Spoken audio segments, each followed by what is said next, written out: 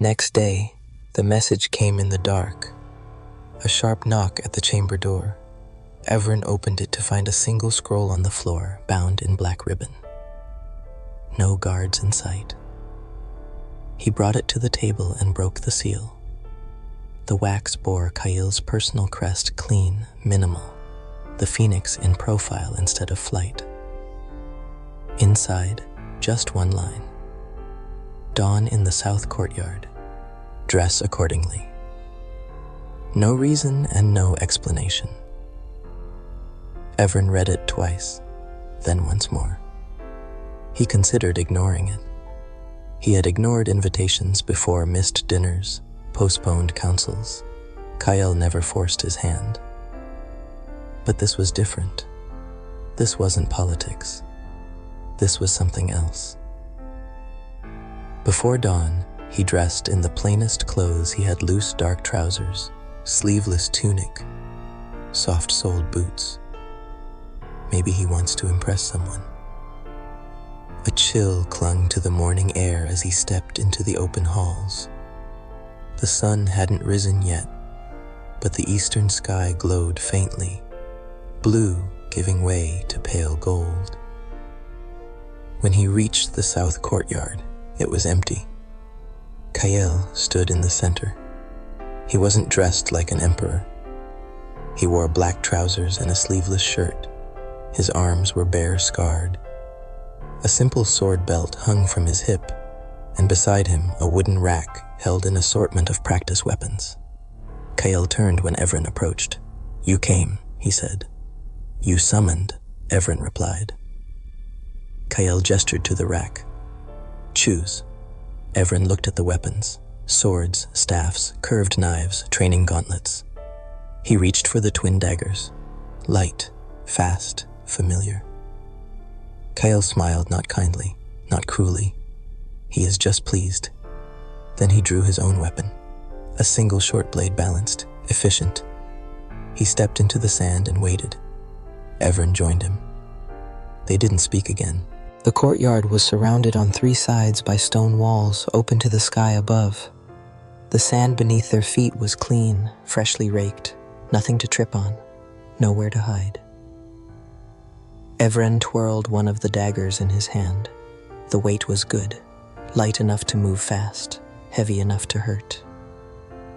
Kael rolled his shoulders once, loose and easy. Then he moved.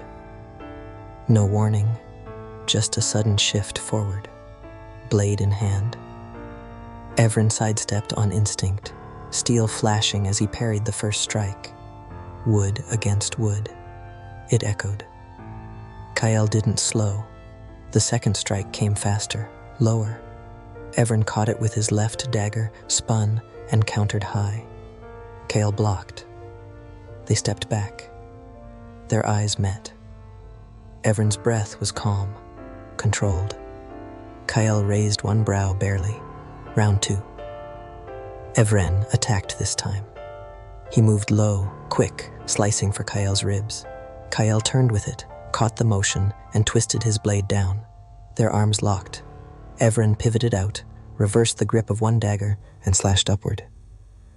Kael ducked, swept a leg. Evren jumped back. Sand kicked up around them. They circled again. There was no sound now but breath, footfalls, and the sharp clicks of wood colliding. Just two bodies, trained and ready. Evren lunged again, this time feinting right and cutting left. Kael blocked it, but barely. Their blades slid apart. They came chest to chest. Close. Too close. Kael's hand brushed Evren's shoulder as they broke apart. Evren felt the heat of it, even through the thin fabric. Neither spoke. It wasn't about winning, not yet. It was about pressure, rhythm, distance, closeness, and how long they could hold it. The next exchange was faster. Evren ducked beneath Kael's swing, slid behind him, and aimed a dagger toward his spine. Kael twisted, barely catching the blade on his shoulder as he turned. Cloth tore. A thin red line bloomed across Kael's back. He didn't flinch. Evren stepped back, just enough to read the moment. Was it anger? A test failed. But Kael didn't speak. He came forward again, faster now, blade flashing low to high. Evren blocked once, twice. On the third strike, Kael faked high, then swept Evren's legs from under him. Evren fell. His back hit the sand hard. The air rushed from his lungs. Before he could move, Kael was over him, kneeling, pinning his wrists, the blade pressed sideways across Evren's chest. Not cutting, just resting there. They froze. Sand stuck to the back of Evren's neck. His breath came quick, sharp in his throat. Kael's face hovered above his, close enough to see the lines around his mouth, the sweat at his brow. Neither spoke. Kael didn't smile. But something shifted in his eyes, heat, challenge, something unreadable. Evren didn't look away, not even when Kael's grip tightened slightly around his wrists, not even when their knees touched.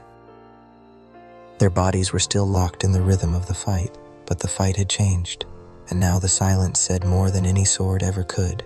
Kael let go of him slowly. First the pressure eased from Evren's wrists, then the blade lifted, then Kael stood, offering no hand, just space. Evren pushed himself up without help, brushing sand from his back. His breath had steadied, but not his pulse. They stood facing each other. Kael's shirt clung to his skin, damp from sweat. The shallow cut on his shoulder still glistened faintly with blood. He didn't notice or didn't care. Evren rolled his shoulders once and twirled the daggers before returning them to the rack. He didn't speak. Kael didn't either. But when he turned to leave, he paused just at the archway and looked back. Their eyes met briefly, and for too long. Then he was gone. That night, Evren didn't sleep. He lay on the bed with his arm over his eyes, robe loose, window open. Cool air drifted in, but it did nothing to cool him. His wrist still tingled from Kael's grip. He'd been pinned before, beaten, bound. None of it felt like this. This felt worse, and far more better. He turned over, restless, stared at the ceiling, tried not to think of how close Kael's breath had been, of the way the Emperor hadn't flinched when bled, of how silence between them now carried more weight than all the court's noise. He looked down at his own wrist. The skin there was unmarked, still it burned,